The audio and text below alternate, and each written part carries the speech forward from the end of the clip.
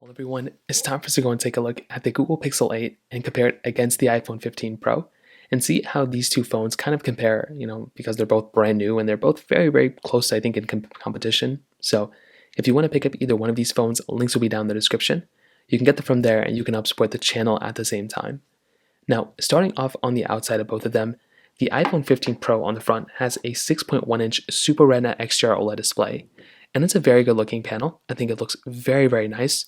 You're getting the dynamic island at the top, which can be a hit or miss for some people, 120Hz ProMotion display, which looks very good. I'm a big fan of this particular display, and I still think it looks very, very good for sure. You're getting flat sides, so the bezel on this phone isn't really that big, but it's a very good looking phone. I'm a massive fan of this phone for sure, and I think it looks very, very good from that particular situation. Now, on the Google Pixel 8, this is, I would say, a really good looking display as well. On the front, you're getting a 6.2-inch OLED display, so it's 120 Hz, hole punch display as well. I think this panel looks better in some ways, like the fact that it is a hole punch display rather than this bigger dynamic island. It's a little bit of a bigger display as well, which is nice. But I do think the iPhone 15 Pro's display is just better. It's a slightly higher resolution, and I do think it looks overall better on the iPhone 15 Pro than the Google Pixel 8. But the Pixel 8, you're getting things like inbuilt fingerprint sensor, which is honestly a very nice touch for this particular phone. On the sides, you kind of see kind of a little bit of a different situation going on here too. So with the iPhone 15 Pro, full complete flat side, but you're getting like kind of curved like edges. With the Pixel 8, it's like a flat side, but it's still kind of curved. It's kind of hard to explain. You're getting like a little curved, thing at the top. You're getting like this big, thing at the very top portion right here. But I will probably say the iPhone 15 Pro side feels overall a little bit more premium. You are getting the Pixel 8 SIM card though, which is super nice to have. I love having SIM cards, and I love how the Pixel 8 has it. On the bottom, you're basically getting USB Type-C ports on both. I'm very happy the iPhone brought it this year. I think Android probably does more with USB-C as of this point, but hopefully in the future iPhones will go and take it up a notch, and that'd be a very, very cool thing to see on my iPhones. But as of right now, they both have USB-C, which is awesome. On the back side, you're getting camera setups on both. So at the very top left, the cameras are there. Dual camera setup on the Pixel 8, triple camera setup on the iPhone 15 Pro. You're getting glass backs on both. The Pixel 8 has this standard glass back at the very top and bottom. I think it looks great. There's not a lot to complain about there. The iPhone 15 Pro has a frosted glass back. So this is something that is kind of cool with the iPhone 15 Pro, better than the Pixel 8. I love having frosted glass backs, and that is one of my most favorite things going on with the iPhone 15 Pro over the Pixel 8 in these particular situations. So from that standpoint alone on the outside, you're still getting wireless charging. You're getting the MagSafe capability here, but the Pixel 8 has reverse wireless charging, which is a super nice feature to have. I really do wish the other, newer devices had it too on the iPhone side, but whatever. Reverse wireless charging is amazing. You're getting IP certification on both. Still a lot of overlap between both as well. But I'll probably tell you, in terms of like flagship features, I think the Pixel 8 kind of screams to me that it's more of a flagship phone. But the iPhone 15 Pro will probably give you the more flagship, like more premium experience, if that makes any sense. So that kind of covers it up there. In terms of software and longevity, you want to hear something crazy? The iPhone 15 Pro may actually not last as long as the Pixel 8, potentially. Both these phones could end up lasting for around the exact same amount of time. The iPhones have always lasted 5 to 7 years, give or take, depending on which iPhone you look at. The Pixel 8 could last the same. I mean, this phone, Google said it's going to last 7 years. I think it's probably going to get like 4 to 5 years of OS updates, including the one it has. It's probably going to get 2 years of security updates, something like that.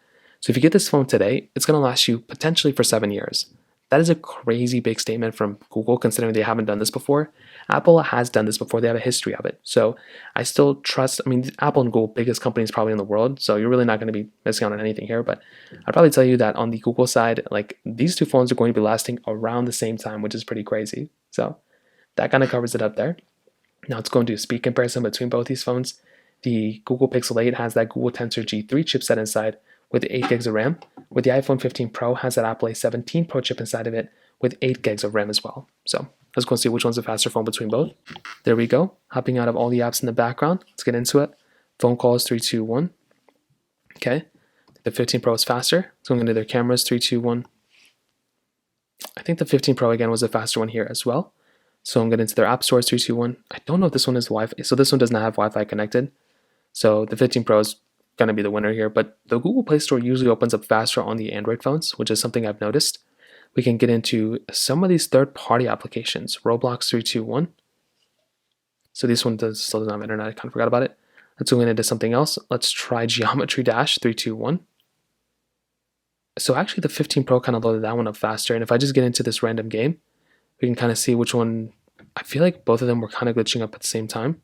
So not that big of a difference here hopping out of here. Let's get into another one. Let's try Facebook 321. And of course I'm getting these timeout issues. Netflix will skip that. Thank you 321. And the 15 Pro looks like the faster one. The Pixel 8 slightly slower, but the iPhone 15 Pro definitely the faster one there. Hopping out of here, Subway Surfers 321.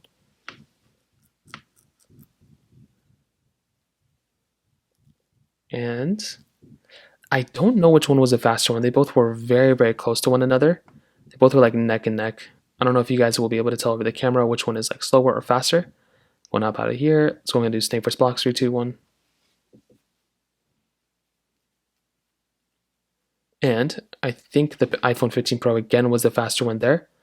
Getting into some gameplay. The 120Hz display looks really good on both of them, by the way. Temple Run 2, 3, 2, 1.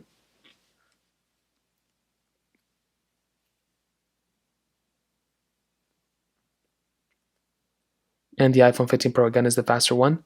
The Pixel 8 also glitched up a little bit in the beginning of that game too. Not too sure what's going on there, but you can see like both very good, but I definitely do think with the Pixel 8, a little tiny bit slower there, but not a big deal. Let's go and get into Snapchat 3, 2, 1.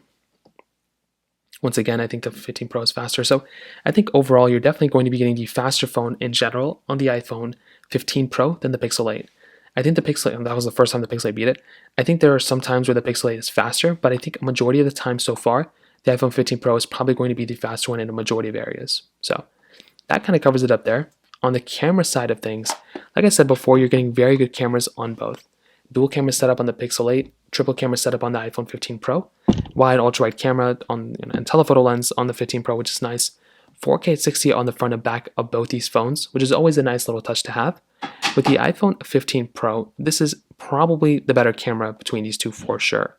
With the 15 Pro, I mean, this is a sensor that's going to basically be able to do it all. With the 4K 60 on the front and the back, you're getting 0.5x zoom here. You're getting 15x zoom here with that little lens thing at the very top. It's a very good looking camera. I've always felt like this was a very good sensor overall. And this by far is one of the best assets of getting a phone like this because it's going to stand the test of time for a long, long period of time. You're getting photo mode, video mode, cinematic mode, slow mode, time lapse, getting panorama mode. Like there's still a lot of reason why this phone is still very good. And that is by far one of my most favorite advantages and features of getting something like the iPhone 15 Pro. It's a very, very solid camera without a doubt. The Pixel 8, I think, is a very good camera too. I think this is probably one of the better cameras you can buy on a Pixel. Like it's one of the best cameras they made.